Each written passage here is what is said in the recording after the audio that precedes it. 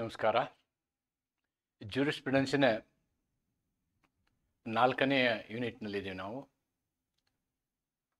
ಘಟಕ 4ರಲ್ಲಿ. ಘಟಕ 4ರ ಇದು ಮೊದಲನೆಯ ವಿಡಿಯೋ ಇದು.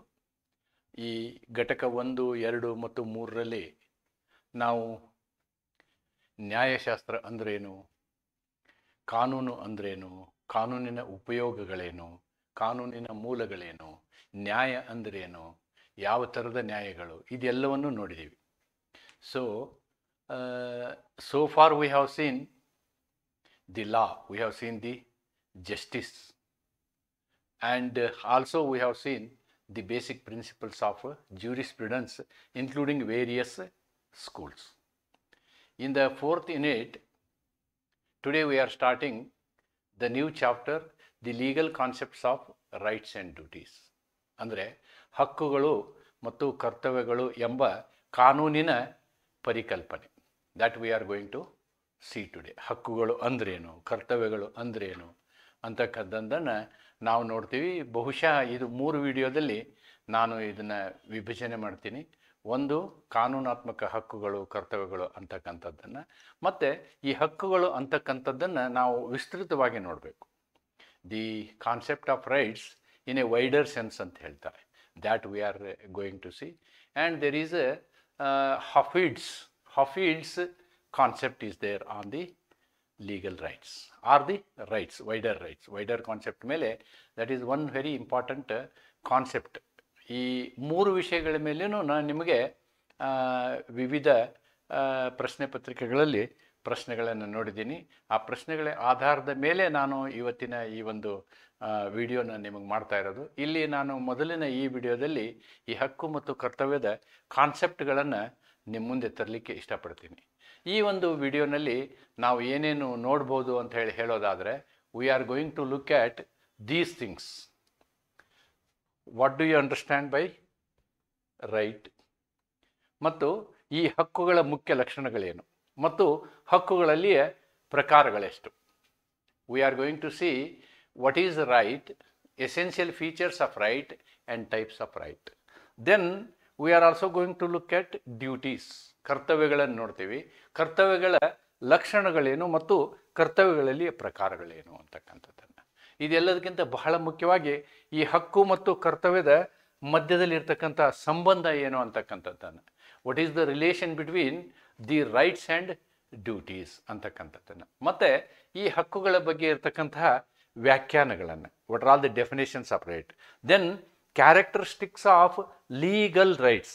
ಈ ರೈಟ್ಸಲ್ಲಿ we are going to specifically study about the legal rights. And what are all the kinds of legal rights. All these things we are going to see in our today's video. ಇವತ್ತಿನ ಒಂದು ವಿಡಿಯೋನಲ್ಲಿ ನಾವು ಏನು ಮಾಡ್ತೀವಿ, ಹಕ್ಕು ಮತ್ತು ಕರ್ತವ್ಯದ ಬಗ್ಗೆ ನೋಡ್ತೀವಿ.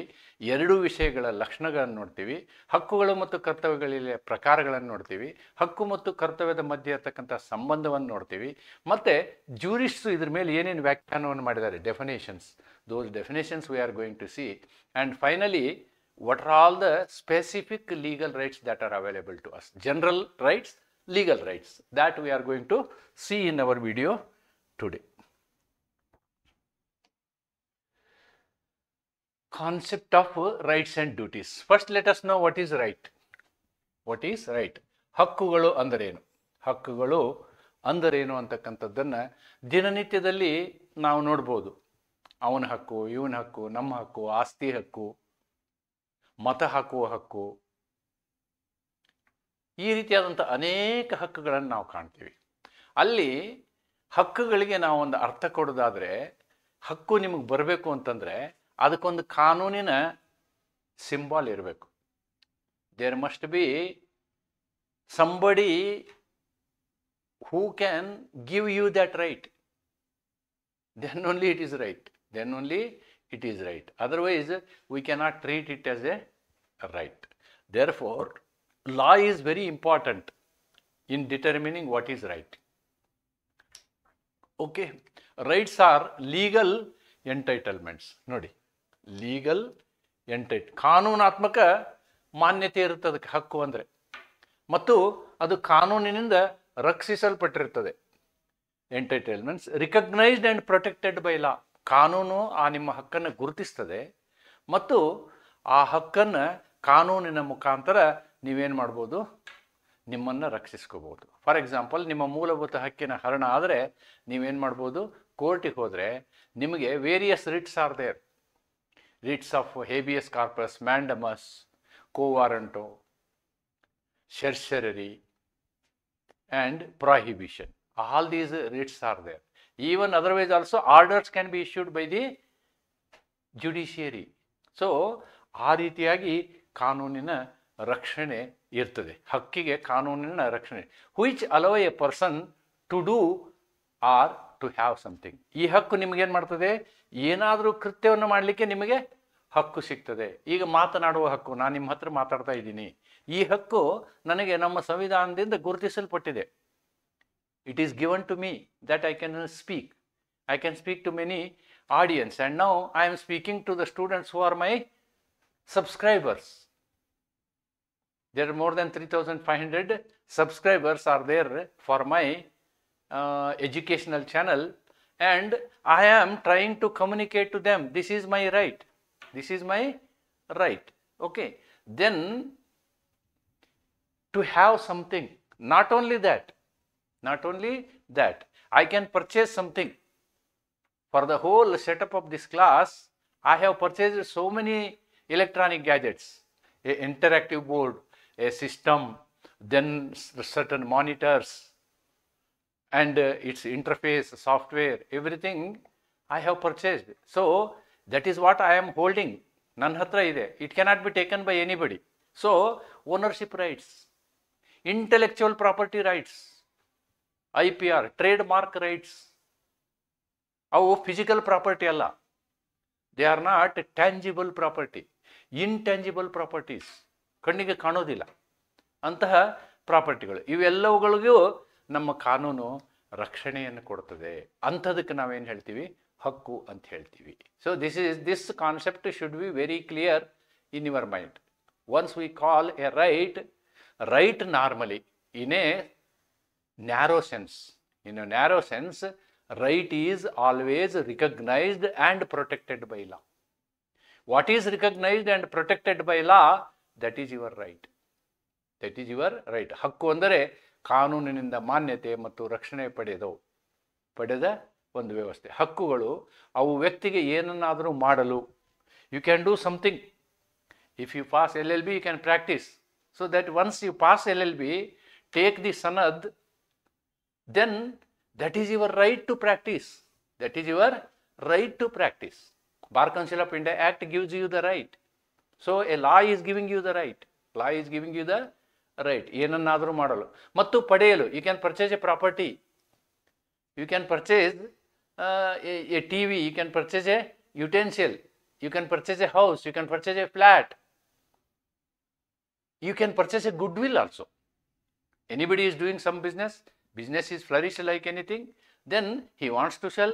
In his name, you can take that trade name and you do business. So these are all the concept of rights. ಹಕ್ಕು ಅಂದರೆ ಏನು ಅನ್ನೋದನ್ನು ನಾವಿಲ್ಲಿ ಸಂಕ್ಷಿಪ್ತವಾಗಿ ಅದರ ಅರ್ಥವನ್ನು ಈ ರೀತಿ ನಿಮಗೆ ಅರ್ಥೈಸಬಹುದು.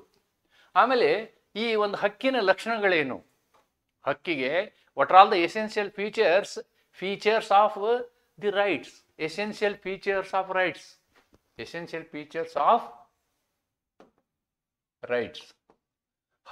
ಮುಖ್ಯ ಲಕ್ಷಣಗಳು. ಹಕ್ಕಿನ ಮುಖ್ಯ ಲಕ್ಷಣಗಳು ಯಾವುವು ಅಂತ ಹೇಳಿ ನೀವು ನೋಡೋದಾದ್ರೆ, ಪ್ರತಿಯೊಂದು ಹಕ್ಕು ಅದು ಒಂದು ಕರ್ತವ್ಯವನ್ನು ಏನು ಮಾಡ್ತದೆ, ಹುಟ್ಟು ಹಾಕ್ತದೆ. Every right corresponds to a duty. ಪ್ರತಿಯೊಂದು ಹಕ್ಕಿಗೂ ಒಂದು ಕರ್ತವ್ಯ ಇರುತ್ತದೆ. I am owning this house, so nobody should interfere, trespass. It creates a duty of not to trespass. I am having ownership of this house, so this house belongs to me. And what is the corresponding duty? My neighbor or somebody, third party, cannot intrude in my house. ನಮ್ಮ ಮನೆಗೆ ನುಗ್ಗಕ್ಕಾಗಲ್ಲ ಅವ್ರಿಗೆ. ಅವ್ರದ್ದು ಕರ್ತವ್ಯ ಏನು, ನಮ್ಮನ್ನು ನಮ್ಮ ಮನೆಯಲ್ಲಿ ನಮ್ಮ ಪ್ರೈವಸಿಗೆ ತೊಂದರೆ ಕೊಡದೇ ಇರುವಂಥದ್ದು ಅವರ ಕರ್ತವ್ಯ. Therefore A right is creating A corresponding duty. Every right is creating A corresponding duty. Right? So rights are recognised and protected by ಲಾ. ಹಕ್ಕುಗಳನ್ನು ಏನಾಗ್ತದೆ ಅಂದರೆ, ಯಾವಾಗ ಅದು ಹಕ್ಕು ಅಂತ ಅನಿಸ್ಕೊಳ್ತದೆ ಅಂದರೆ ಅದು ಕಾನೂನು ಅದನ್ನು ಗುರುತಿಸಬೇಕು. The law recognise the property right. Article 300 capital A. Article 300 capital A has recognized that any citizen in India, not only citizen, even outsider, can purchase property in India. Purchase property in India and become the owner. So that right is provided and that is protected. That is, ownership is recognized and protected by law under the Transfer of Property Act, TP Act. ಹಕ್ಕುಗಳು ಕಾನೂನಿನಿಂದ ಮಾನ್ಯತೆ ಮತ್ತು ರಕ್ಷಣೆಯನ್ನು ಪಡೆದಿರುತ್ತವೆ. Rights are enforceable by legal process. Supposing if somebody occupies my property, then I can go to court and ensure that the trespasser is evicted. ನನ್ನ ಮನೆಯನ್ನು ಕಾನೂನು ಬಾಹಿರವಾಗಿ ಆಕ್ಯುಪೈ ಮಾಡಿಕೊಂಡಂತಹ ವ್ಯಕ್ತಿಯನ್ನು ಹೊರಗೆ ಹಾಕುವ ವ್ಯವಸ್ಥೆಯನ್ನು ಕಾನೂನು ಮಾಡ್ತದೆ. ಕಾನೂನಾತ್ಮಕ ಒಂದು ವ್ಯವಸ್ಥೆಯಲ್ಲಿ ಯಾರು ಕಾನೂನು ಬಾಹಿರವಾಗಿ ಕೆಲಸ ಮಾಡ್ತಾರೋ ಅದನ್ನು ಸರಿಪಡಿಸುವಂತಹ ಒಂದು ಜವಾಬ್ದಾರಿ ಕಾನೂನಿಗಿದೆ, ಸರ್ಕಾರಕ್ಕಿದೆ. Rights are enforceable. ಕಾನೂನು ಪ್ರಕ್ರಿಯೆಯ ಮೂಲಕ ಹಕ್ಕುಗಳನ್ನು ಜಾರಿಗೊಳಿಸಬಹುದು. ಹಕ್ಕುಗಳನ್ನು ಜಾರಿಗೊಳಿಸಬಹುದು. Supposing if your fundamental right is violated, so it can be enforced by article 32 to 26. So these are the provisions available. The basic law is available. Rights are not absolute. However, whatever rights I have so far discussed, ಈ ಹಕ್ಕುಗಳು ನಿರಂಕುಶ ಹಕ್ಕುಗಳಲ್ಲ. ನಿರಂಕುಶ ಹಕ್ಕುಗಳಲ್ಲ. ಹಕ್ಕುಗಳು ನಿರಂಕುಶವಾಗಿರುವುದಿಲ್ಲ.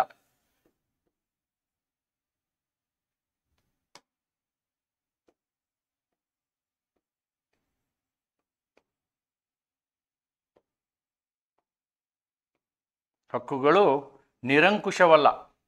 ಅವು ಸೂಕ್ತ ನಿರ್ಬಂಧಕ್ಕೆ ಒಳಪಟ್ಟಿರುತ್ತವೆ.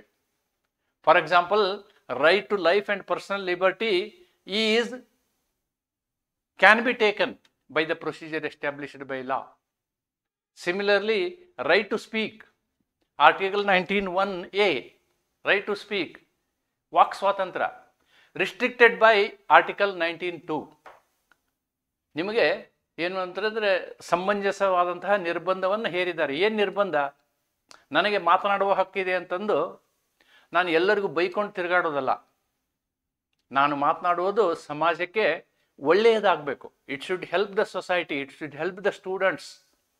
What ever I am giving class, ultimately it should enlighten the knowledge of the students. ವಿದ್ಯಾರ್ಥಿಗಳಿಗೆ ಅದರ ಅನುಕೂಲ ಆಗಬೇಕು, ಅದರಿಂದ ಒಳ್ಳೆಯದಾಗಬೇಕು.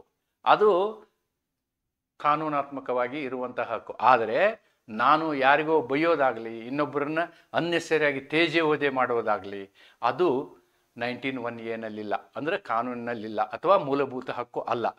ಅದಕ್ಕೆ ಕಾನೂನು ಏನು ಮಾಡ್ತದೆ? ನಿರ್ಬಂಧವನ್ನು ಹಾಕ್ತದೆ. ಕೆಲವೊಂದು ನಿರ್ಬಂಧಗಳಿಗೆ ಒಳಪಟ್ಟಂತೆ ನಮ್ಮ ಹಕ್ಕುಗಳಿವೆ. ಸೊ ಇವೆಲ್ಲ ಹಕ್ಕಿನ ಲಕ್ಷಣಗಳು. All these points I am discussing, they are the essential elements. These are the essential features, essential elements.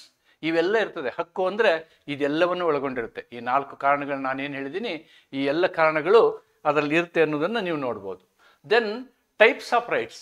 If I want to discuss about the types of rights, ಹಕ್ಕುಗಳಲ್ಲಿಯ ಪ್ರಕಾರಗಳನ್ನು ನಾನು ಮಾತನಾಡುವುದಾದರೆ ಬೇರೆ ಬೇರೆ ರೀತಿಯಾದಂಥ ಹಕ್ಕುಗಳಿವೆ. Moral rights and legal rights. ನೋಡಿ, moral rights and legal rights, fundamental rights, civil rights, political rights, property rights. All these things can be explained with examples. What is moral right?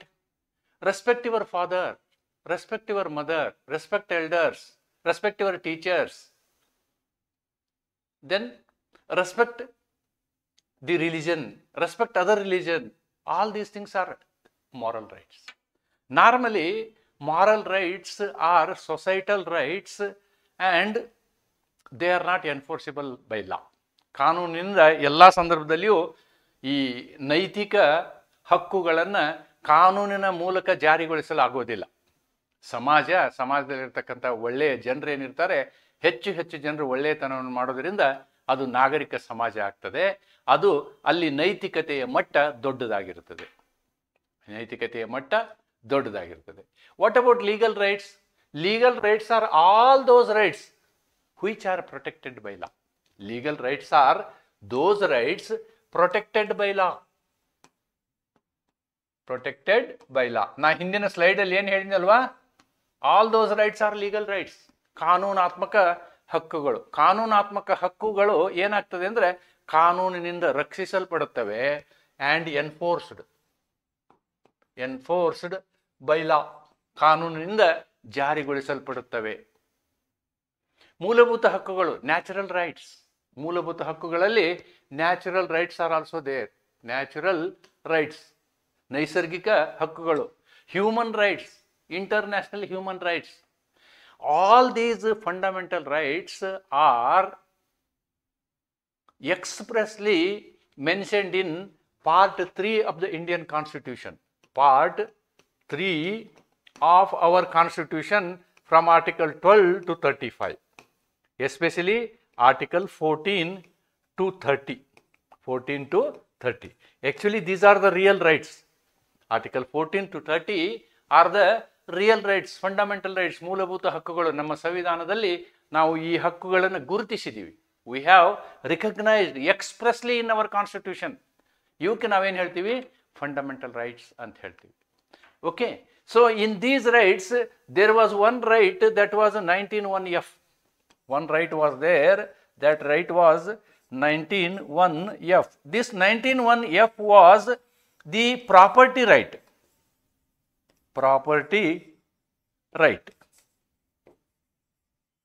But ನಾವು ಇದನ್ನೇನು ಮಾಡಿದ್ವಿ, 44ನೇ ಸಂವಿಧಾನ ತಿದ್ದುಪಡಿಯ ಮೂಲಕ ಇದನ್ನ ಕಿತ್ತು ಹಾಕಿದ್ವಿ. We have said no, this is removed from fundamental right. And now today it is article 300(a). Article 300(a). ಆದ್ದರಿಂದ ಇದೇನಾಗಿದೆ, part 3ಯಿಂದ ಹೊರಗಿದೆ. ಇದು ಸಂವಿಧಾನಾತ್ಮಕ ಹಕ್ಕು, ಇದು ನಾಗರಿಕ ಹಕ್ಕು, civil right. This is called civil right, ನಾಗರಿಕ ಹಕ್ಕು. ಆಸ್ತಿ ಮಾಡುವ ಹಕ್ಕು ನಾಗರಿಕ ಹಕ್ಕಾಗಿದೆ. Then political rights. What are political rights? ರಾಜಕೀಯ ಹಕ್ಕುಗಳು. ಚುನಾವಣೆಗೆ ಸ್ಪರ್ಧಿಸುವ ಹಕ್ಕು, ಚುನಾವಣೆಯಲ್ಲಿ ಮತದಾನ ಮಾಡುವ ಹಕ್ಕು, ಇವೆಲ್ಲ ರಾಜಕೀಯ ಹಕ್ಕುಗಳು ಅಂತ ಹೇಳ್ಬೋದು. These are all political rights. And you can give the example of proprietary rights.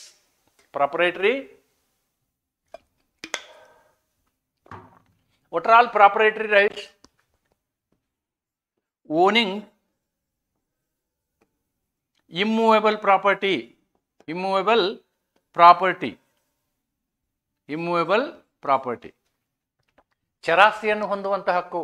Owning movable property, motorcycle, bus, car, okay, BMW car, whatever you can own. This is all property, immovable and movable property.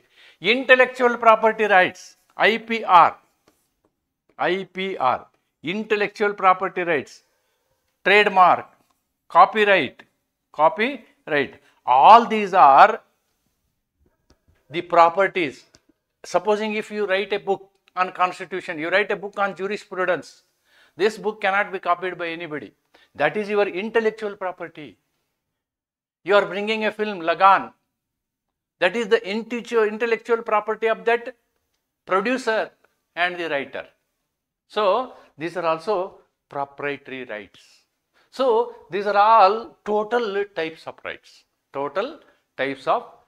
That's what we have seen here. Now, duties. If we want to see duty, meaning of duty, you can see it here like this. Duties are legal or moral obligations. ಎರಡೂ ಇರ್ಬೋದು. ಏನು? ಕಾನೂನಿನ ಬಾಧ್ಯತೆ, ನೈತಿಕ ಬಾಧ್ಯತೆ. Imposed on individual, ಪ್ರತಿಯೊಬ್ಬ ವ್ಯಕ್ತಿಯ ಮೇಲೆ ಪ್ರತಿಯೊಬ್ಬ ವ್ಯಕ್ತಿಯ ಮೇಲೆ ಅವನು ಹೇರಲಾಗುತ್ತೆ. ಏನು?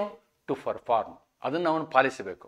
ಅಥವಾ ಯಾವುದೇ ಒಂದು ಕೃತ್ಯದಿಂದ ದೂರ ಇರಬೇಕು. Or to refrain from performing certain acts. ಕೆಲವೊಂದನ್ನು ಮಾಡುವಂಥ ಜವಾಬ್ದಾರಿಯನ್ನು ಕೊಡ್ತೀವಿ, ಕೆಲವೊಂದನ್ನು ಮಾಡದೇ ಇರುವಂತಹ ಜವಾಬ್ದಾರಿಯನ್ನು ಕೊಡ್ತೀವಿ.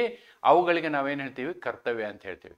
ಕರ್ತವ್ಯ ಅಂದರೆ ವ್ಯಕ್ತಿಯ ಮೇಲೆ ವಿಧಿಸಲ್ಪಟ್ಟ ಕಾನೂನುಬದ್ಧ ಅಥವಾ ನೈತಿಕ ಬಾಧ್ಯತೆಗಳು. ಅವನು ನಿರ್ದಿಷ್ಟ ಕಾರ್ಯಗಳನ್ನು ಮಾಡಲು ಹೇಳ್ಬೋದು ನಾವು, ಅಥವಾ ಅವುಗಳಿಂದ ದೂರವಿರಲು ಹೇಳ್ಬೋದು.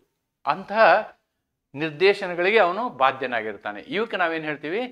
ಕರ್ತವ್ಯ ಅಂತ ಹೇಳ್ತೀವಿ. We call them as the duties. Now if we want to see the essentials of a duty, every duty comes because there is some right. ಎಲ್ಲೋ ಒಂದು ಹಕ್ಕಿರೋದ್ರಿಂದ ಆ ಹಕ್ಕಿನ ಜೊತೆಗೆ ಕರ್ತವ್ಯ ಉದಯ ಆಗ್ತದೆ. ನಂದು ಏನು ಅಂತಂದರೆ ನನ್ನ ಮರ್ಯಾದೆ ನನ್ನ ಹಕ್ಕು. ಕರ್ತವ್ಯ ಏನು?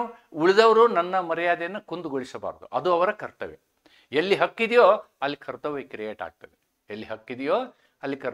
ಆಗ್ತದೆ. ಅಥವಾ ನನ್ನ ಓನರ್ಶಿಪ್ನಲ್ಲಿ ಬೇರೆದವರು ಟ್ರಸ್ಟ್ ಪಾಸ್ ಮಾಡಬಾರ್ದು, ಅದು duty. Therefore the duty corresponds only to the rights.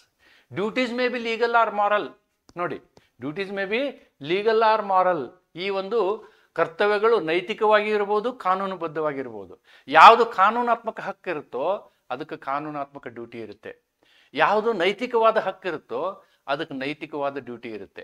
ಒಂದೇ ಒಂದು ವ್ಯತ್ಯಾಸ ಅಂದರೆ, ಕಾನೂನಾತ್ಮಕ ಹಕ್ಕಿನ ಹರಣ ಆದರೆ ಕಾನೂನು ನಿಮ್ಮ ಹಕ್ಕನ್ನು ರಕ್ಷಿಸ್ತದೆ. ನೈತಿಕವಾದಂಥ ವಿಷಯದಲ್ಲಿ ಹಕ್ಕಿನ ಹರಣ ಆದರೆ ಅದು ನಿಮ್ಮನ್ನು ರಕ್ಷಿಸೋದಿಲ್ಲ. ಉದಾಹರಣೆಗೆ, ಯಾರೋ ಹುಡುಗ ಹುಡುಗಿ ಲಿವಿಂಗ್ ಟುಗೆದರ್ ರಿಲೇಷನ್ಶಿಪ್ಪಲ್ಲಿ ಇರ್ತಾರೆ. ಅವರು ಮುಂದೆ ಮದುವೆ ಆಗೋದಾಗಲಿ ಅಥವಾ ನಿರಂತರವಾಗಿ ಜೀವನ ನಡೆಸುವುದಾಗಲಿ ಅದೊಂದು ನೈತಿಕತೆ. ಇಲ್ಲಿ ಯಾರೋ ಒಬ್ಬರನ್ನ ಇನ್ನೊಬ್ಬರನ್ನ ಬಿಟ್ಟು ಓಡಿ ಹೋದರೆ ಕಾನೂನಾತ್ಮಕವಾಗಿ ನಿಮ್ಮ ಮದುವೆ ಮಾಡ್ಸೋಕ್ಕಾಗೋದಿಲ್ಲ. Because it is morality. In today's concept it is a morality. Law cannot enforce you to not to live together. Right to freedom permits that. Right to life permits that.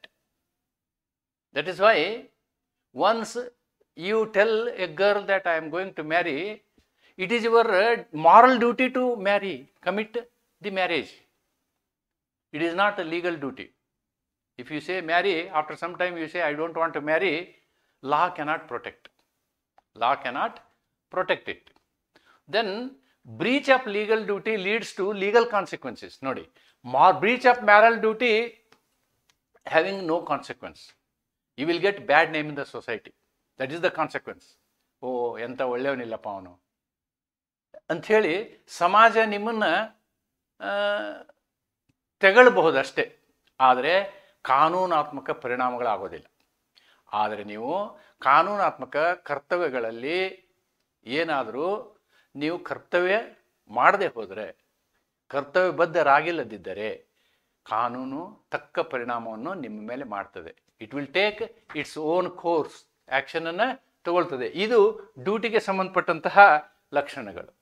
Then ಡ್ಯೂಟಿಗಳಲ್ಲಿ ಯಾವ type? Positive duty, negative duty, ಮಾಡಬೇಕಾದಂಥದ್ದು, ಮಾಡಬಾರ್ದಂಥದ್ದು, legal and moral duty.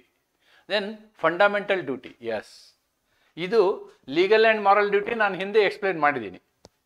ಯಾವುದು legal right ಇರುತ್ತೋ ಅದಕ್ಕೆ corresponding ಆಗಿ legal duty ಇರುತ್ತೆ. ಯಾವುದು ಮಾರಲ್ ರೈಟ್ ಇರುತ್ತೋ ಅದಕ್ಕೆ ಕರೆಸ್ಪಾಂಡಿಂಗ್ ಆಗಿ ಮಾರಲ್ ರೈಟ್ ಇರುತ್ತೋ ಅದಕ್ಕೆ ಕರೆಸ್ಪಾಂಡಿಂಗ್ ಆಗಿ ಮಾರಲ್ ಡ್ಯೂಟಿ ಇರುತ್ತೆ.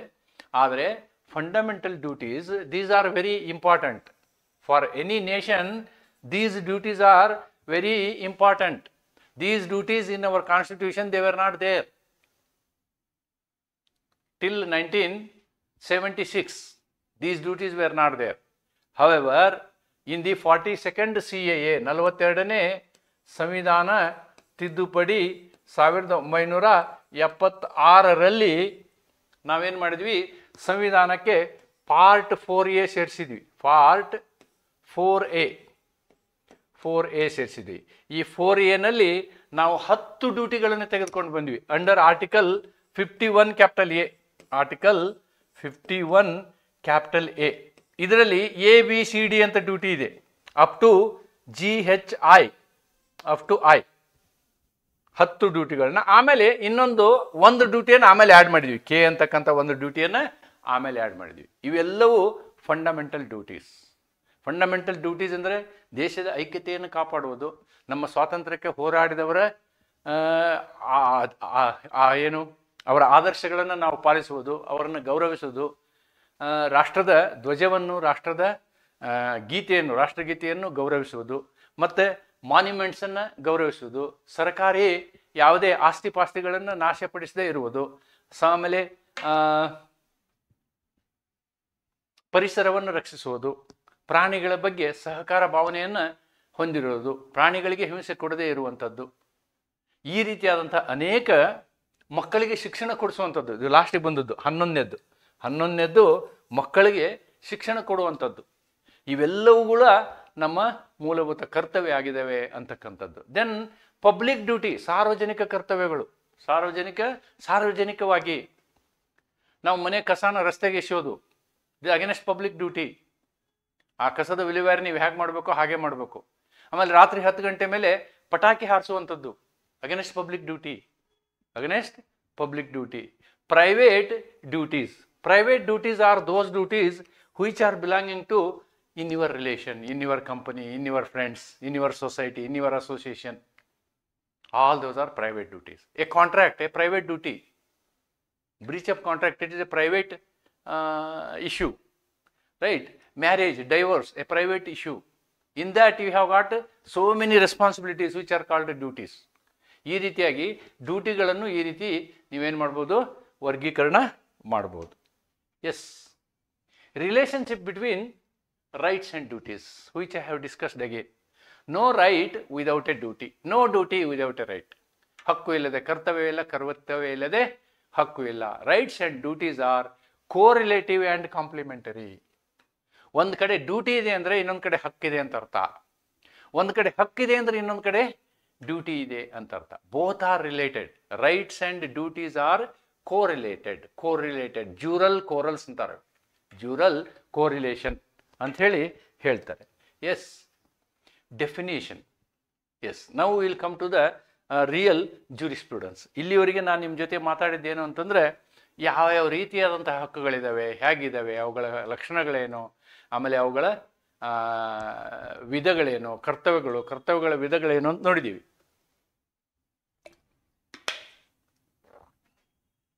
ಬಟ್ ನಮ್ಮ our ಜೂರಿಸ್ಟ್ಸ್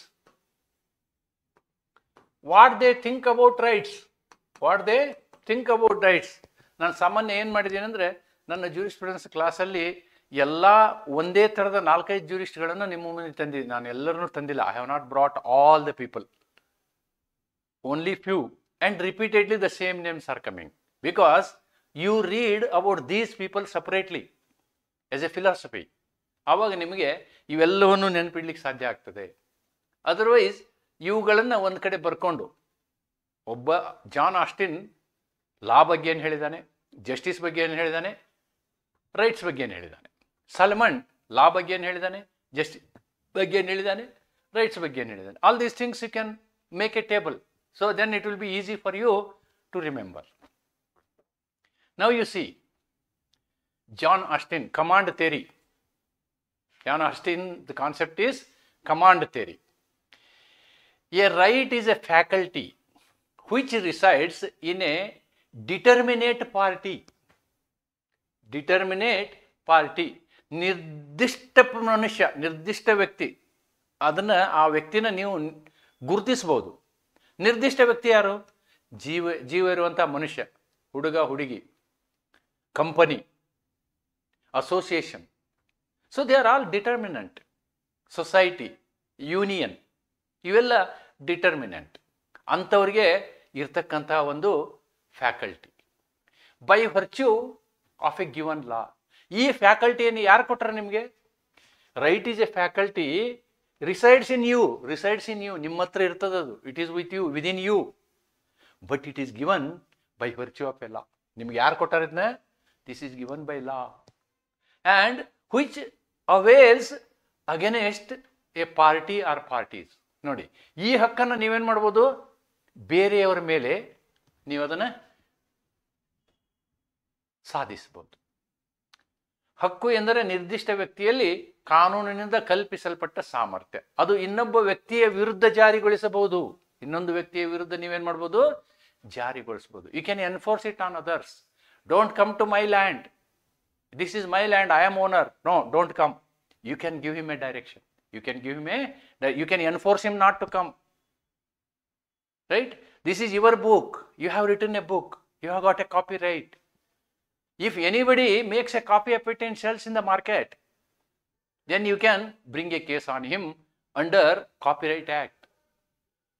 You are doing a business in a trade name, ಇದೇ ಟ್ರೇಡ್ ನೇಮ್ ಅನ್ನು ಹಿಡ್ಕೊಂಡು ಇನ್ನೊಬ್ಬ ಬಿಸ್ನೆಸ್ ಮಾಡ್ತಾ ಇದ್ರೆ ಆ ವ್ಯಕ್ತಿಯ ಮೇಲೆ ನೀವು ಅಗೇನೆಸ್ಟ್ ಟ್ರೇಡ್ ಮಾರ್ಕ್ ಕೇಸ್ ತರಬಹುದು.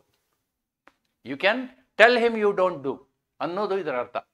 ಸೊ ಜಾನ್ ಅಸ್ಟಿನ್ ಪ್ರಕಾರ ಹಕ್ಕು ಏನಾಗಿದೆ ಅಂತಂದರೆ, ಇದು ಕಾನೂನಿನಿಂದ ನಿಮಗೆ ಕೊಡಲ್ಪಟ್ಟಿದೆ, ನಿಮ್ಮ ಹತ್ತಿರ ಇರ್ತದೆ, ಇದು ನಿಮ್ಮೊಳಗಿರ್ತದೆ. ಇದನ್ನು ಜಾರಿಗೊಳಿಸೋಕೆ ನೀವು ಬೇರೆಯವರ ಮೇಲೆ ಏನು ಮಾಡ್ಬೋದು, ಕರ್ತವ್ಯವನ್ನು ಹೇರ್ಬೋದು. That's the meaning.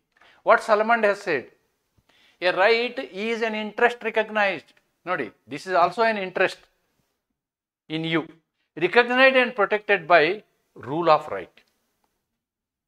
Rule of right, ಹಕ್ಕು ಅನ್ನುವಂತಹ ಒಂದು ನಿಯಮದ ಪ್ರಕಾರ ಅದು ಗುರುತಿಸಲ್ಪಟ್ಟಿದೆ, ಅದು ಗುರುತಿಸಲ್ಪಟ್ಟಿದೆ. It is an interest in respect of which there is a duty imposed on other persons. ನೋಡಿ, ಇಟ್ ಈಸ್ ಎನ್ ಇಂಟ್ರೆಸ್ಟ್. ಆ ಒಂದು ನಿಮ್ಮ ಹತ್ರ ಇರ್ತಕ್ಕಂಥ ಅದೊಂದು ಇಂಟ್ರೆಸ್ಟ್ ಯಾವ ಥರ ಇರ್ತದೆ ಅಂದರೆ, it creates a duty on others. It creates a duty, imposes a duty on others. ಇನ್ನೊಬ್ಬರ ಮೇಲೆ ಅದು ಕರ್ತವ್ಯವನ್ನು ಹೇರ್ತದೆ. ಹಕ್ಕು ಎಂದರೆ ಕಾನೂನು ಮಾನ್ಯತೆಗೊಳಿಸಿ ರಕ್ಷಿಸಿರುವ ಹಿತಾಸಕ್ತಿ, ನಿಮ್ಮನ್ನು ಆ ವಿಷಯದ ಬಗ್ಗೆ ರಕ್ಷಿಸಿರುವ ನಿಮ್ಮ ಹಿತಾಸಕ್ತಿ. ಇತರರ ಮೇಲೆ ಅದು ಕರ್ತವ್ಯವನ್ನು ವಿಧಿಸುವ ಹಿತಾಸಕ್ತಿಯೇ ಹಕ್ಕು. ನಾವು ಏನು ಮಾಡ್ತೀವಿ, ಇನ್ನೊಬ್ಬರ ಮೇಲೆ ನೀವೇನು ಮಾಡ್ತೀರಿ, ಕರ್ತವ್ಯವನ್ನು ವಿಧಿಸ್ತೀರಿ. ನೀವು ಆ ಕರ್ತವ್ಯವನ್ನು ವಿಧಿಸೋದಕ್ಕೆ ನಾವೇನಂತೀವಿ, ಹಕ್ಕು ಅಂತ ಹೇಳ್ತೀವಿ. That is what is exactly what I have explained. They have told in a form of a definition. There is no serious change. Yes. And Herring, he is a sociologist, sociological school. ಇವನ್ ಏನು ಹೇಳ್ತಾನೆ, A right is A legally protected interest. ಕಾನೂನಾತ್ಮಕವಾಗಿ ರಕ್ಷಿಸಲ್ಪಟ್ಟಂಥದ್ದಕ್ಕೆ ನಾವೇನು ಹೇಳ್ತೀವಿ, ಹಕ್ಕು ಅಂತ ಹೇಳ್ತೀವಿ. ಹಕ್ಕು ಎಂದರೆ ಕಾನೂನು ರಕ್ಷಿಸಿದ ಹಿತಾಸಕ್ತಿ. ವೆರಿ ಸಿಂಪಲ್ ಡೆಫಿನೇಷನ್, ನೆನ್ಪಿಟ್ಕೋಬಹುದು ಬಹಳ ಈಸಿಯಾಗಿ. Then what Holland says, a legal right is a capacity residing in a man. ನೋಡು, ಒಂದು ಲೀಗಲ್ ರೈಟ್ ಇತ್ತಂದ್ರೆ ನಿಮ್ಮ ಒಳಗೆ ಒಂದು ಏನು ಬರ್ತದೆ, ಕೆಪಾಸಿಟಿ ಬರ್ತದೆ. ಏನದು, of A man controlling with the asset and assistance of the state.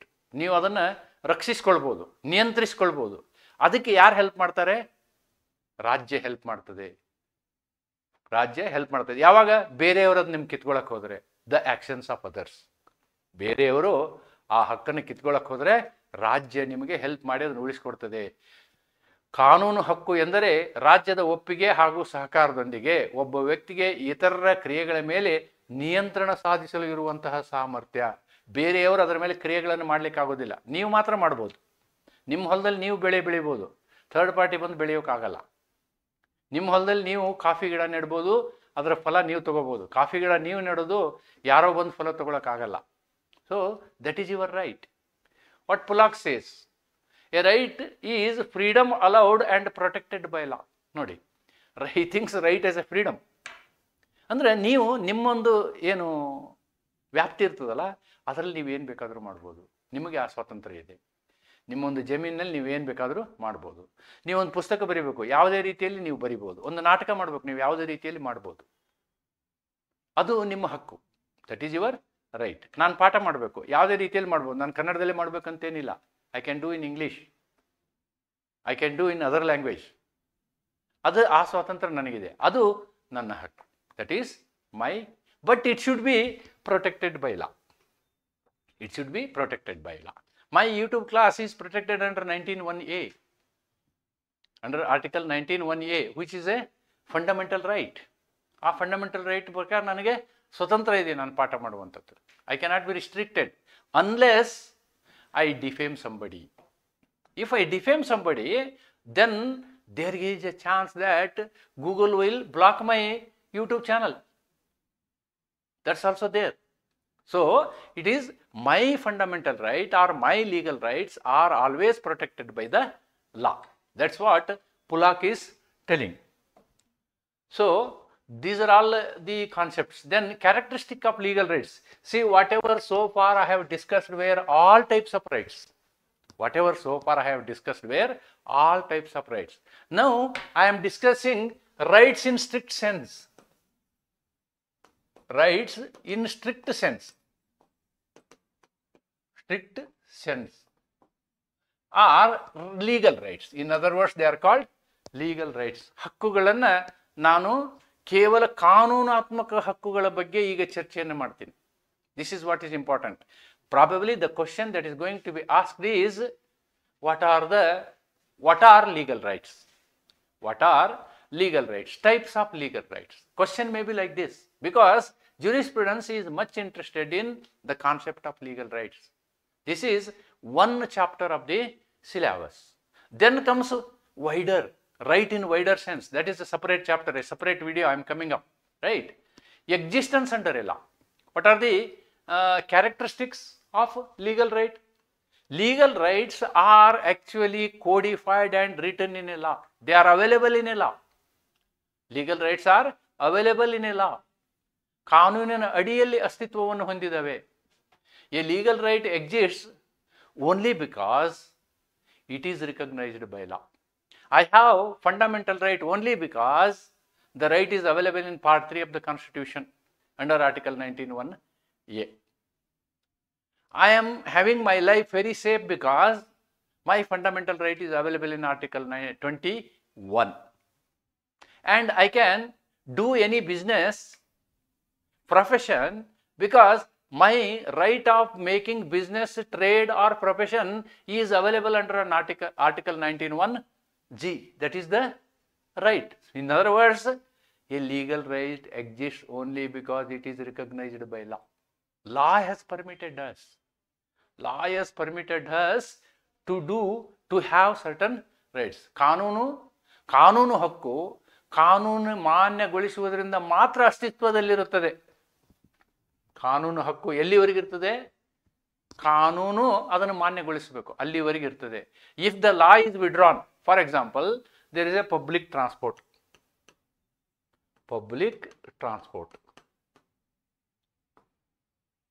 There is a private transport.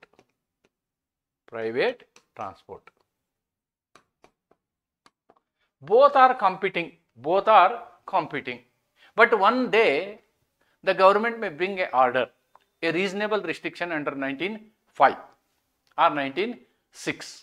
What restriction? From Chikmagalur to Bangalore, no private bus will run. Only government bus will run. Therefore, the right of a private transport is gone because law has been withdrawn the right of private transport. The law has been withdrawn the right of private transport. ಇದನ್ನು ನೆನಪಿಟ್ಕೊಳ್ಬೇಕು ನೀವು. ಕಾನೂನಿನ recognition, ಕಾನೂನಿನ ಮಾನ್ಯತೆ ಇದ್ರೆ ಮಾತ್ರ ನಾವೇನು ಮಾಡ್ಬೋದು? ಕಾನೂನಿನ ಹಕ್ಕನ್ನು ಚಲಾವಣೆಗೊಳಿಸ್ಬೋದು, ಬಳಸ್ಬೋದು, ಎಂಜಾಯ್ ಮಾಡ್ಬೋದು. ಇಲ್ಲ ಅಂದರೆ ಇಲ್ಲ. ಒಮ್ಮೆ ಕಾನೂನಾತ್ಮಕ ಹಕ್ಕು ಇದೆ ಅಂತಾದರೆ ಅದಕ್ಕೆ ಸಂಬಂಧಪಟ್ಟಂತೆ ಒಂದು ಕಾನೂನಾತ್ಮಕ ಡ್ಯೂಟಿನೂ ಇರ್ತದೆ. A legal duty. Every legal right he has a corresponding duty imposed on another person. ಒಂದು ಹಕ್ಕು ಇದೆ ಅಂದ್ಕೊಳ್ಳೇನೆ ಆ ಲೀಗಲ್ ರೈಟ್ಗೆ ಒಂದು ಲೀಗಲ್ ಡ್ಯೂಟಿ ಇದ್ದೇ ಇರುತ್ತೆ ಅಂತಕ್ಕಂಥದ್ದನ್ನು ನಾವಿಲ್ಲಿ ಕಾಣಬಹುದು. Then enforceability. If it is a legal right, ಅದನ್ನು ಜಾರಿಗೆ ತರುವಂತಹ ಸಾಮರ್ಥ್ಯ ರಾಜ್ಯಕ್ಕೆ ಇರುತ್ತೆ. State has got the power to enforce it. ಅದನ್ನು ಜಾರಿಗೆ ತರುತ್ತೆ. ನಿಮ್ಮ ಹಕ್ಕು ಎಂದೂ ನಿಮ್ಮ ಹಕ್ಕು ಹರಣ ರಾಜ್ಯ ನಿಮಗೆ ಬಿಡೋದಿಲ್ಲ. Legal rights are enforceable through courts of law. If the government is not enforcing, you can go to court and bring a direction and order from the court. Court will say, yes, you enforce. If somebody is arrested and kept somewhere by the police without producing him to the magistrate, then his relative, his friend can straight away go to High Court or Supreme Court under Article 226 or 32 and file a habeas corpus. So his rights of right to life, liberty are protected by the High Court and the Supreme Court. They will issue a writ of habeas corpus. They will issue a writ of habeas corpus. That is your right. If any local court is adjudicating a matter where they don't have a jurisdiction, but your interests are there, then you have a right to go to High Court and bring a order of prohibition or certiorari. That is available.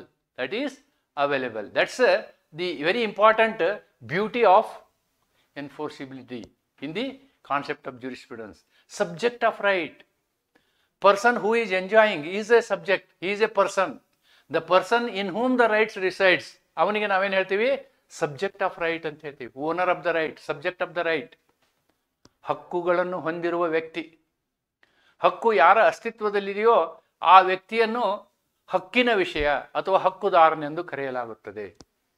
ಹಕ್ಕಿನ ವಿಷಯಸ್ಥ ಅಥವಾ ಹಕ್ಕುದಾರ ಎಂದು ನಾವು ಅವನನ್ನು ಕರೆಯುತ್ತೇವೆ. ಒಮ್ಮೆ ಹಕ್ಕು ನಿಮಗಿದ್ರೆ ಕರ್ತವ್ಯ ಉಳಿದವ್ರಿಗಿರ್ತದೆ. Object of right. The legal rights always relate to some object. ನೋಡಿ ಎಂಥ ಲೀಗಲ್ ರೈಟ್ ಹೆಂಗಿರ್ತವೆ ಅಂದ್ರೆ ಅವು ಯಾವುದೇ ಒಂದು ವಸ್ತುವಿನ ಬಗ್ಗೆ ಇರ್ತವೆ. ಆ ವಸ್ತು ಏನಾಗಿರ್ಬೋದು?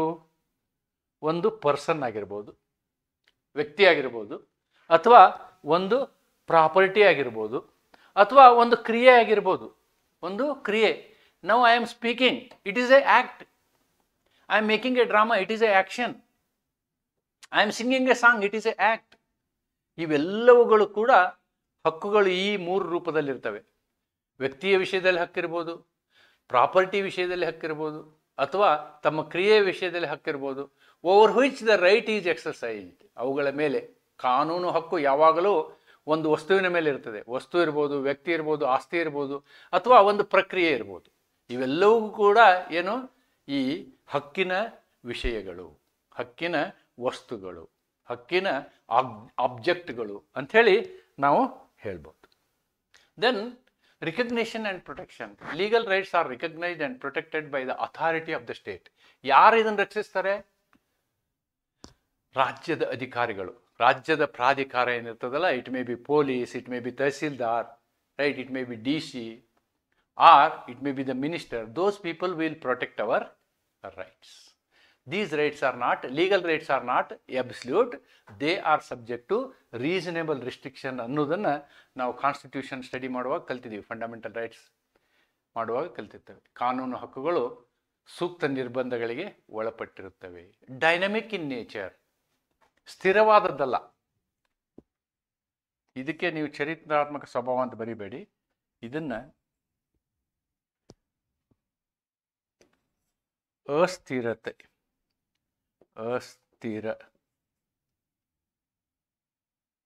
ಅಸ್ಥಿರತೆ. ಹಕ್ಕುಗಳು ಸ್ಥಿರವಾಗಿರುವುದಿಲ್ಲ. ಅವು ಕಾಲ ಬದಲಾದಂತೆ ಹಕ್ಕುಗಳು ಬದಲಾಗ್ತವೆ. ಕಾಲ ಬದಲಾದಂತೆ ಏನಾಗ್ತವೆ? ಹಕ್ಕುಗಳು ಬದಲಾಗ್ತವೆ. Legal rights change with time, society and legislation. Rights change with time, society and legislation. ಇದಕ್ಕೆ ಅತಿ ಇತ್ತೀಚಿನ ಉದಾಹರಣೆಯನ್ನು ನಾನು ನಿಮ್ಗೆ ಹೇಳಬೇಕು ಅಂತಂದರೆ, the right to privacy.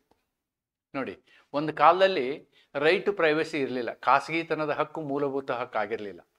But Puttaswamy ಪ್ರಕರಣದಲ್ಲಿ, ಇತ್ತೀಚಿನ 10 ವರ್ಷದ ಹಿಂದಿನ ಪ್ರಕರಣದಲ್ಲಿ, Puttaswamy versus Union of India ಪ್ರಕರಣದಲ್ಲಿ, ಆಧಾರ್ ಕಾರ್ಡಿನ ಪ್ರಕರಣದಲ್ಲಿ ನಾವೇನು ಮಾಡಿದ್ವಿ? Right to privacy is a fundamental right ಅಂತ ಹೇಳಿದ್ವಿ. So the rights are changed. We didn't have right to education. Article 21 capital A. A new right is introduced in our fundamental right. Right to education. ಶೈಕ್ಷಣಿಕ ಹಕ್ಕು. ಇದು DEP-SP ನಲ್ಲಿತ್ತು. ನಾವೇನು ಮಾಡಿದ್ವಿ? ಇದನ್ನು ಮೂಲಭೂತ ಹಕ್ಕುಗಳಲ್ಲಿ ತೆಗೆದುಕೊಂಡು ಬಂದಿದ್ವಿ. Right. Then Navtej Singh Johar. What is the right that we have got in Navtej Singh Johar? Earlier, the only thing that was permitted was heterogeneous sex. There was a heterogeneous sex. In other words, the sexual relation should always be between a male and a female. A male and a female. But in Navtesh Singh Johar, they have changed that concept. Our IPC 377 is modified. The homosexuality is allowed. Homosexuality is allowed in Navtesh Singh Johar versus Union of India. So, this is how modifications are happening. As per time, the rights get changed. Now, after Navtesh Singh Johar, what is the concept? Anything and everything that is done within the four walls, if it is consented, it is not offense. That is right. That is right. That is the law of today, law of society today. How far it is interfaceable to Indian society is a different issue, but I am trying to tell you the legal position. The position, other position, another case, Joseph Shine versus Union of India. At one point in time, the marital sex, a married woman having a sex with another person other than husband, was a punishable offense. But today, that is not the case. That is also treated as a right now. So, adultery is read down. Adultery is read down. So ಇವೆಲ್ಲವನ್ನು ಕೂಡ ನಾವು ನೋಡಿದಾಗ ಏನು ಹೇಳ್ಬೋದು, ಹಕ್ಕುಗಳು ಕಾಲಕ್ಕೆ ತಕ್ಕಂತೆ ಬದಲಾಗ್ತಾ ಇರ್ತವೆ ಅನ್ನೋದನ್ನು ನಾವು ಕಾಣ್ತೀವಿ. So now I have discussed you earlier the concepts of general rights. Now I am specifically discussing the kinds of legal rights, and the question that is going to be asked is this, because all those things I have told to make you get prepared for kinds of legal rights. General rights are different, so many rights I have told, but what are all legal rights that I am discussing here, that I am discussing in this heading, kinds of legal rights, ಕಾನೂನಾತ್ಮಕ ಹಕ್ಕುಗಳ ವಿಧಗಳು.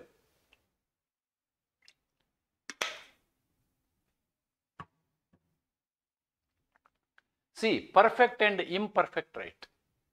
Perfect and imperfect right.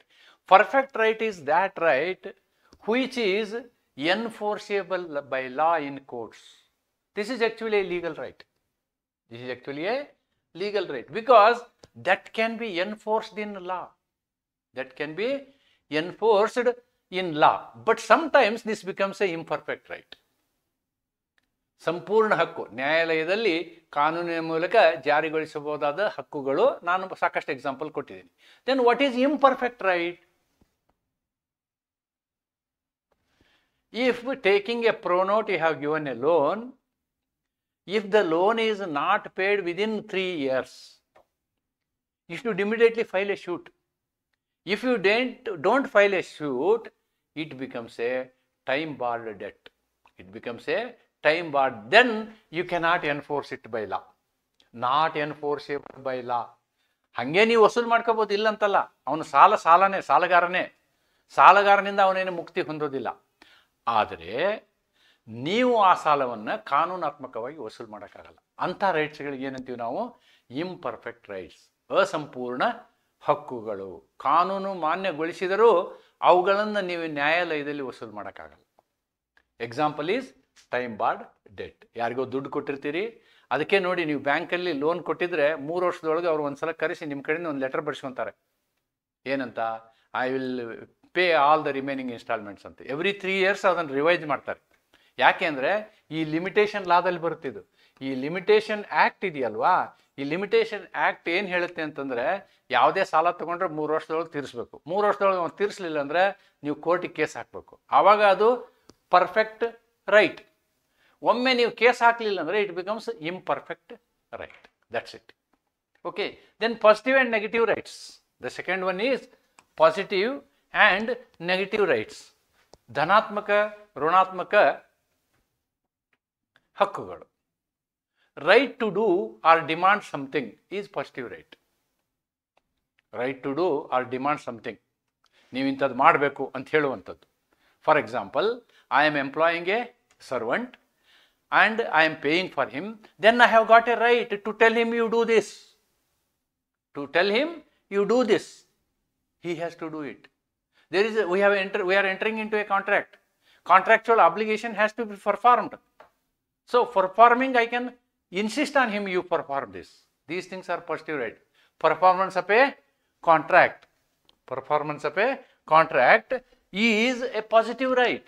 Is a positive right, ಧನಾತ್ಮಕ ಹಕ್ಕು. ಸ್ವತಃ ಏನ ನಾನು ಮಾಡಲು ಅಥವಾ ಇತರರಿಂದ ಬೇಡಲು ಇರುವ ಹಕ್ಕು. Then opposite to this is negative right. What is negative right? ನೀನು ಯು ಡೋಂಟ್ ಡೂ ದಿಸ್ ಅಂತ ಹೇಳುವಂಥದ್ದು. You don't do this. Right against interference requiring others not to act. For example, I am owner of this house. I have got a negative right. What is negative right? If anybody comes inside my house, I will say, don't come. I will say, don't come. Trespass. Trespass is a negative right. I can restrict the entry of the people, other people. If I want, I can allow. ನಾನು ಬೇಕಂದ್ರೆ ಬನ್ನಿ ಬನ್ನಿ ಹೇಳ್ಬೋದು. ಇಲ್ಲ ಅಂದರೆ ನಮ್ಮ ಮನೆ ಬಾಗಿಲಿಗೆ ಬಂದ್ರೆ ನಾನು ಏನು ಹೇಳ್ಬೋದು? ಬರಬೇಡ್ರಿ ಅಂತ ಹೇಳ್ಬೋದು. He cannot file a case against me because it is my negative right. I can say no because I am owner of this house. So this is a concept of a negative right. Nodi, trespass is like one of the example of a negative right. Example of a negative right. Then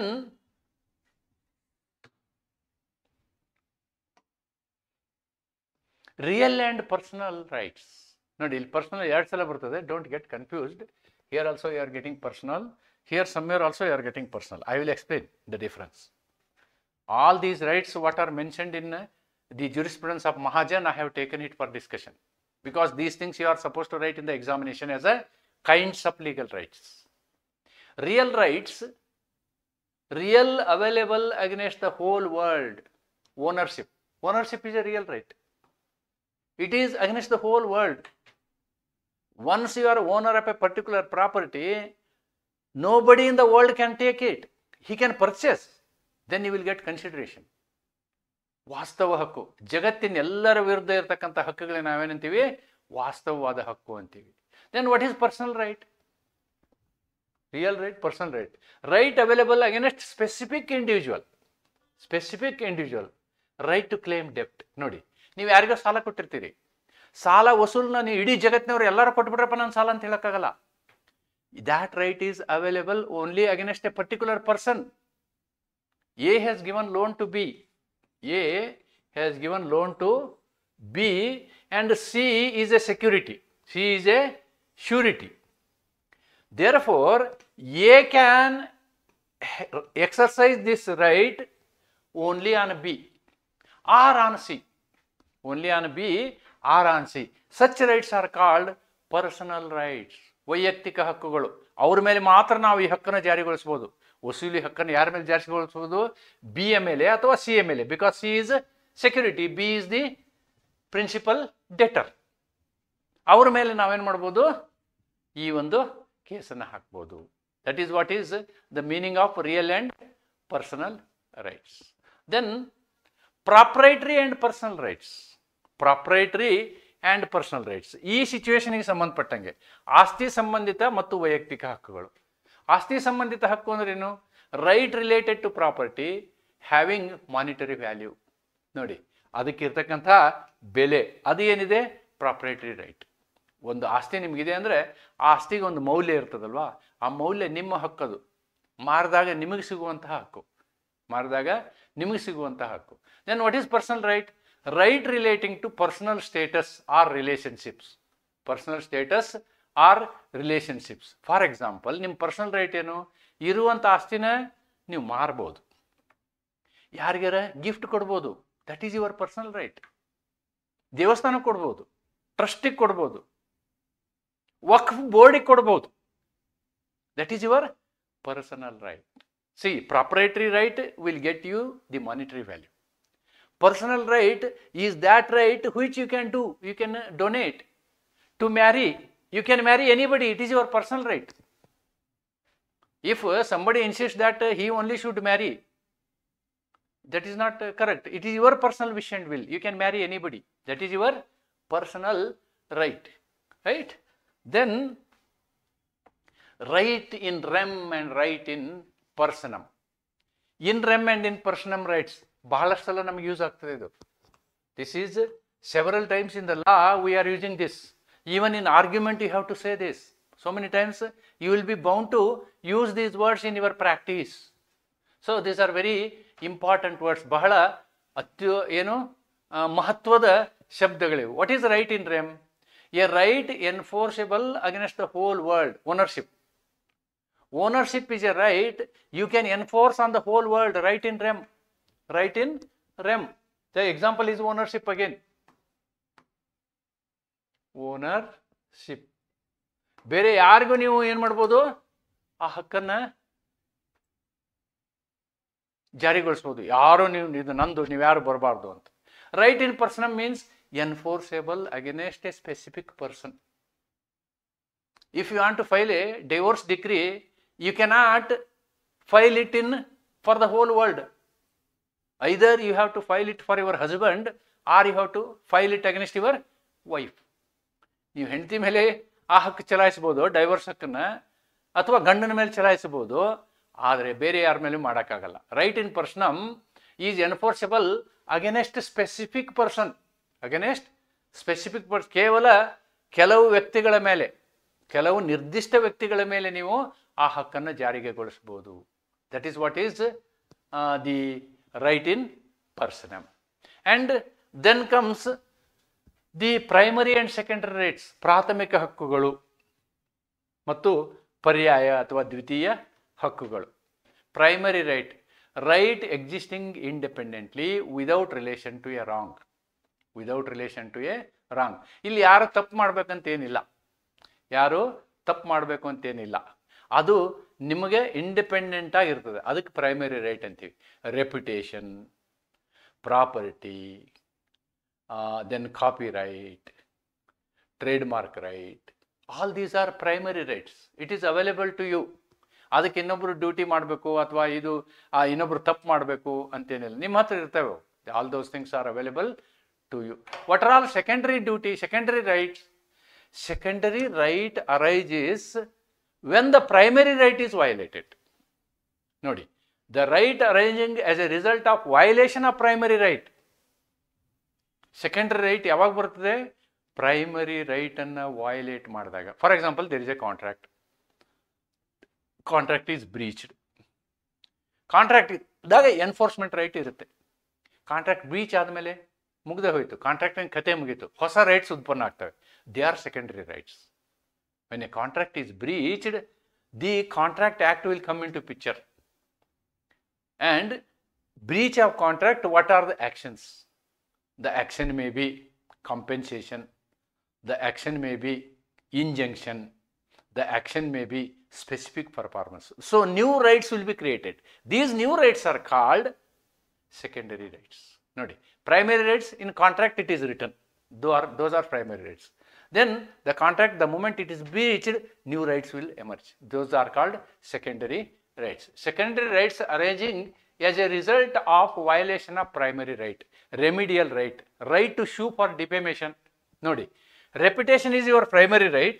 Defamation case hakodu, this is a secondary right. You have a right to go to court and file defamation. ನನಗೆ ನನ್ನ ಮರ್ಯಾದೆಗೆ ಕುಂದು ಬಂದಿದೆ, 500 ಕೋಟಿ ನನಗೆ ಹಣ ಕೊಡಿ. ಮರ್ಯಾದೆಯ ಬಾಬ್ತು 500 ಕೋಟಿ, ಅದು 1 ರೂಪಾಯಿನೂ ಇರ್ಬೋದು. ಕೆಲವೊಬ್ಬರಿಗೆ ಬಹಳ ಇರ್ತದೆ, ಕೆಲವೊಬ್ಬರಿಗೆ 1 ರೂಪಾಯಿನೂ ಇರುತ್ತೆ. ಯಾಕೆಂದರೆ ನೀವು ಡಿಫಮೇಷನ್ ಕೇಸ್ ಹಾಕ್ಬೇಕಂದ್ರೆ ಅಷ್ಟು ದುಡ್ಡನ್ನ ನೀವು ಕೋರ್ಟಲ್ಲಿ ಡಿಪಾಸಿಟ್ ಮಾಡಬೇಕು. ಆದ್ದರಿಂದ ಸಮಾಜ ಕಾರ್ಯಕರ್ತರು ಸಾಮಾನ್ಯವಾಗಿ 1 ರೂಪಾಯಿಗೆ ಡಿಫಮೇಷನ್ ಕೇಸ್ ಹಾಕೋ ಉದಾಹರಣೆಗಳು ನಾವು ನೋಡ್ತೀವಿ. Yes, this is all about the first video that I have brought before you. And if I want to conclude, I can conclude like this. ಕಟ್ಟುನಿಟ್ಟಾದ ಅರ್ಥದಲ್ಲಿ ಹಕ್ಕುಗಳು ಮತ್ತು ಕರ್ತವ್ಯಗಳು ಹೇಳುವುದಾದರೆ ಅವಿಭಾಜ್ಯ ಸಂಬಂಧ ಹೊಂದಿದವೆ. ಒಂದು ಹಕ್ಕು ಅಂದರೆ ಅದಕ್ಕೆ ಸಂಬಂಧಿಸಿದ ಕರ್ತವ್ಯ ಇರುತ್ತದೆ. ಹಾಗೆಯೇ ಒಂದು ಕರ್ತವ್ಯ ಎಂದರೆ ಅದರ ಎದುರಿನ ಹಕ್ಕು ಇರುತ್ತದೆ. ಇದು ಒಂದೇ ನಾಣ್ಯದ 2 ಮುಖಗಳಂತೆ. ಕಾನೂನು ಮತ್ತು ಸಮಾಜದಲ್ಲಿ ಸಾಮಾಜಿಕ ಸಂಬಂಧಗಳಲ್ಲಿ ಸಮತೋಲನವನ್ನು ಇದು ಕಾಯ್ದುಕೊಳ್ಳುತ್ತದೆ. ಕಟ್ಟುನಿಟ್ಟಾದ ಈ ಸಂಬಂಧವು ಅನಿಶ್ಚಿತತೆಯನ್ನು ತಪ್ಪಿಸಿ ಕಾನೂನುಬದ್ಧ ಜವಾಬ್ದಾರಿಗಳನ್ನು ಜಾರಿಗೊಳಿಸಲು ಸಹಾಯಕವಾಗುತ್ತದೆ. ಆದ್ದರಿಂದ ನ್ಯಾಯಶಾಸ್ತ್ರದಲ್ಲಿ ಕಟ್ಟುನಿಟ್ಟಾದ ಹಕ್ಕುಗಳು ಮತ್ತು ಕರ್ತವ್ಯಗಳನ್ನು ಕಾನೂನು ವ್ಯವಸ್ಥೆಯ ಆಧಾರವೆಂದು ಪರಿಗಣಿಸಲಾಗುತ್ತದೆ. ಇದು ಸಮಾಜದಲ್ಲಿ ನಿಶ್ಚಿತತೆ, ನ್ಯಾಯ ಮತ್ತು ಸುವ್ಯವಸ್ಥೆಯನ್ನು ನಿರ್ಮಿಸುತ್ತದೆ. ನ್ಯಾಯ ಮತ್ತು ಸುವ್ಯವಸ್ಥೆಯನ್ನು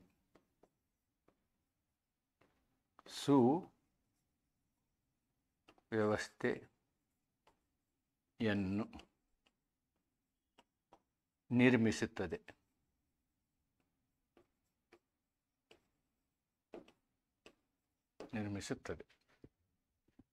In English, if I want to say it, the rights and duties in the strict sense. ನೆನ್ಪಿಟ್ಕೊಳ್ಳಿ, ಯಾಕೆಂದರೆ ವೈಡರ್ ಸೆನ್ಸ್ ಅಂತ ಹೇಳಿ ಇನ್ನೊಂದು ವಿಡಿಯೋ ಮಾಡ್ತೀನಿ ನಾನು.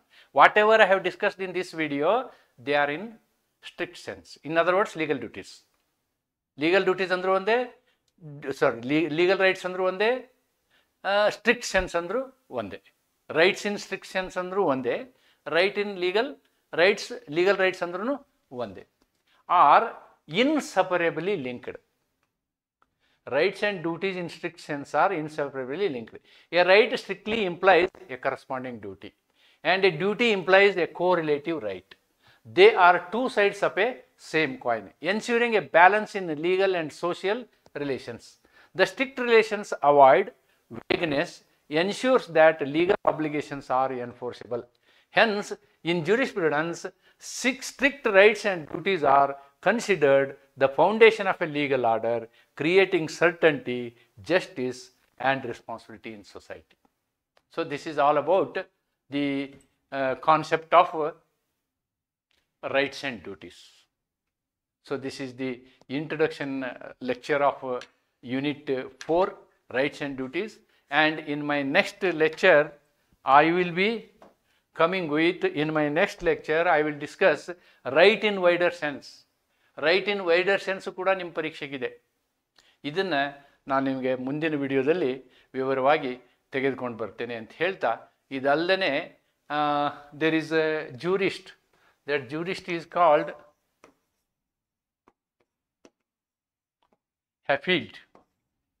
ಹೆಫೀಲ್ಡ್ ಅಂತಕ್ಕಂತಹ jurist. He talks about this right in a systematic way. So ಅವೆರಡನ್ನೂ ಸಾಧ್ಯ ಆದರೆ ಮುಂದಿನ ವಿಡಿಯೋದಲ್ಲಿ ನಿಮ್ಮ ಮುಂದೆ ತರ್ತೀನಿ ಅಂತ ಹೇಳ್ತಾ ಇವತ್ತಿನ ಈ ವಿಡಿಯೋನ ಇಲ್ಲಿಗೆ ಮುಕ್ತಾಯಗೊಳಿಸ್ತೀನಿ. ನಮಸ್ಕಾರ. Thank you.